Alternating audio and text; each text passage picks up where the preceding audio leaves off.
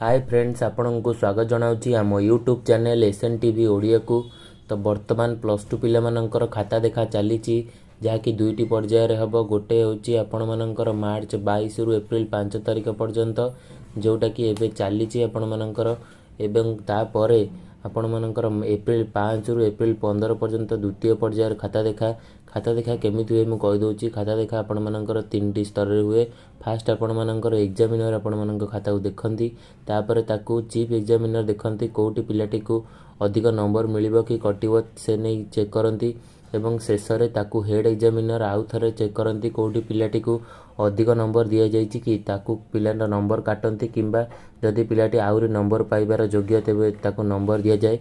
तो ए वर्ष election year तेबे मु कहिबी कि आपण मानकर एते भी स्ट्रीट मार्किंग हबनी, बहुत सारा लूज मार्किंग आपण मानकर हबो। समस्तंकर भल परसेंटेज रहिबो, किछि ओरी डबार नाही। जदि आपण मानकर रिजल्ट कथा चिंता करिबा ता रिजल्ट आपण मानकर संभवतः मे 15 तारिख सुधा बाहरी जीवो।